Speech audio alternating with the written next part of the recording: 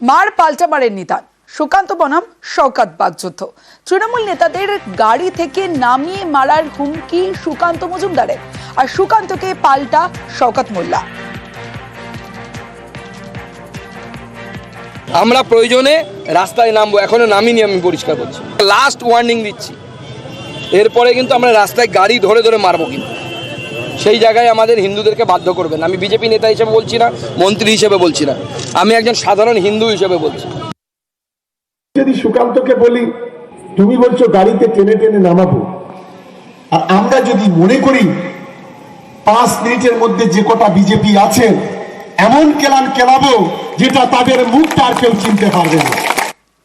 BJP নেতাদের মারের হুমকি শওকতের, আর শওকতের হুমকিকে আমল দিতে নারাজ সুকান্ত।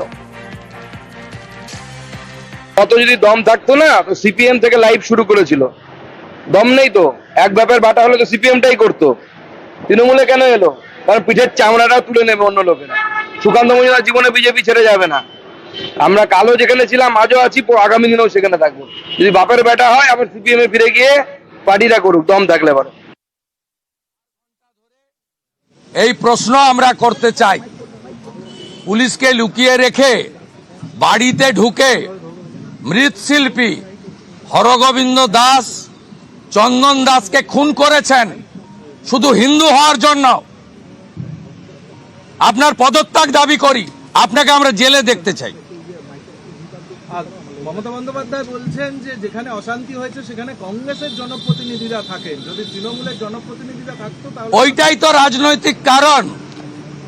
গত লোকসভা নির্বাচনে মোথাবাড়ি, ফরাক্কা, শামসেরগঞ্জে মুসলিমদের বড় অংশ কংগ্রেসকে ভোট দিয়েছে, ঈসা খান চৌধুরী জিতেছে।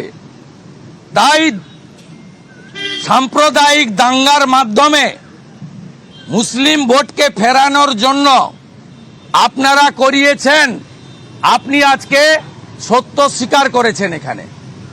উনি বলছেন যে আপনার স্বরাষ্ট্রমন্ত্রী প্ল্যানার, প্রধানমন্ত্রীকে বলবো যে স্বরাষ্ট্রমন্ত্রীর বিরুদ্ধে ব্যবস্থা। উনি কে? হরিদাস পাল। উনি আমার বিরুদ্ধে এর আগে বিধানসভার বাজেট অধিবেশনে বলেছিলেন প্রধানমন্ত্রীকে অভিযোগ করতে যাব। জাননি কেন? উনি বলেছিলেন বিরোধী। উনি কে? উনি তো একটা কুয়াতে থাকেন। বিজেপি তো সমুদ্র। 20টা রাজ্যে বিজেপির সরকার, ভারতবর্ষের 20টা রাজ্যে আমাদের সরকার। উনি কে? উনার কথাকে শুনতে হবে কেন? পরিস্থিতি সামাল দিতে পারছেন না, এদিকে কেন্দ্রীয় সরকার বিএসএফ এর বিরুদ্ধে অভিযোগ করছেন, বলছে বিএসএফ গুলি করে মারছে। 11 তারিখে হাত পা ধরে বিএসএফ কে ডেকেছে, পুলিশ শাটার তুলে ঢুকে পড়েছিল, পুলিশ শাটারের ভিতরে ঢুকে গেছিল। উনি পুলিশ মন্ত্রী হিসাবে ব্যর্থ।